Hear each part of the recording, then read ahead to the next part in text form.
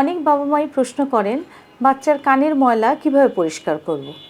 কারণ আমরা তো বড়রা যে কোনোভাবেই কটন বাড দিয়ে বা যে কোনোভাবেই কানের ময়লাটা বের করে নিয়ে আসি, কিন্তু বাচ্চাদের ময়লাটা বের করতে অনেকে ভয় পান বা ময়লাটা কিভাবে বের করব, কানে ব্যথা পাবে কিনা বাচ্চা। সেই জন্য অনেকে কিন্তু কানের ময়লা নিয়ে একটা মানে সমস্যায় পড়ে যান, যে বাচ্চা অনেক সময় দেখা যায় কান চুলকায় বা হচ্ছে কানটা এরকম হাত দিয়ে কানটা নড়াচড়া করে, যে হয়তো মনে হচ্ছে কানটাতে সে ব্যথা পাচ্ছে বা চুলকাচ্ছে এরকম, কিন্তু ময়লাটা কিভাবে বের করব এটা অনেকেই বুঝতে পারেন না। তাহলে এই যে বাচ্চাদের কানের ময়লাটা আমরা কিভাবে বের করব বা এটাই ময়লাটাকে আসলে বের করা উচিত? আসলে দেখেন, কানের ময়লা তো সবারই হবে এবং এটা একটা কন্টিনিউয়াস প্রসেস। তাহলে এই বাচ্চাদের যে কানের ময়লাটা, এটা কিন্তু বের করতে গেলে অনেক সময় দেখা যাচ্ছে যে আপনি যদি কটন বাড দিয়ে যেগুলো বের করতে যাই আমরা যদি, তাহলে ময়লাটা দেখা যায় অনেক সময় আরও ভিতরে ঢুকে যায়। কারণ বাচ্চাদের আমরা জানি যে বাচ্চাদের কানের যে ছিদ্রটা এটা তো চিকন থাকে, বড়দের তুলনায় ছোট থাকে, সেই জন্য অনেক সময় দেখা যায় ময়লাটা আরও ভিতরে ঢুকে যায় বা অনেক সময় খোঁচা লেগে বাচ্চার কানের পর্দায় ক্ষতি হতে পারে। এই জন্য বলা হয় যে বাচ্চাদের কানের ময়লাটা আসলে বের করার কোনো প্রয়োজন নেই। বাচ্চাদের কানের ময়লাটা ন্যাচারালি এমনি আস্তে আস্তে বের হয়ে আসবে।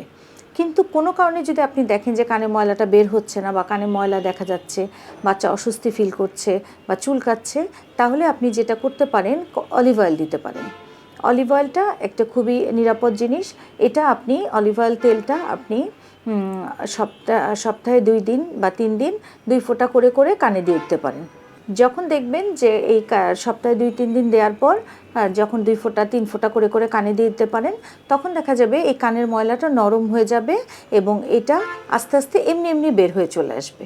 আমার কোনো গুতাগুতি করার দরকার নেই বা কটন বাড কোনো কিছু ইউজ করার দরকার নেই, এটা এমনি আস্তে আস্তে বের হয়ে চলে আসবে। তাহলে এই বাচ্চাদের এই কানের ময়লা বের করার ক্ষেত্রে আমরা কিন্তু অলিভ অয়েলটাকেই একটা খুব ভালো জিনিস হিসেবে ইউজ করতে পারি।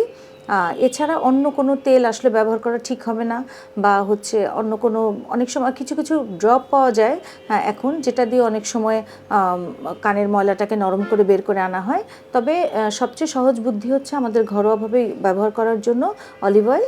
তাহলে আপনার বাচ্চার যদি কানে দেখেন যে ময়লা বেশি হয়ে গেছে, তাহলে আপনি বাচ্চাটার কানে 2-3 ফোঁটা করে অলিভ অয়েল সপ্তাহে 2 দিন বা 3 দিন দেন।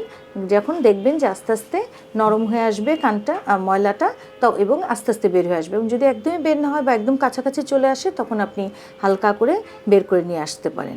তাহলে এইভাবে যদি আমরা কানের ময়লাটা বের করি, তাহলে কিন্তু বাচ্চার বা কানে কোনো ব্যথাও পাবে না বা চুলকাবেও না, এবং বাচ্চা কোনো অস্বস্তিও ফিল করবে না।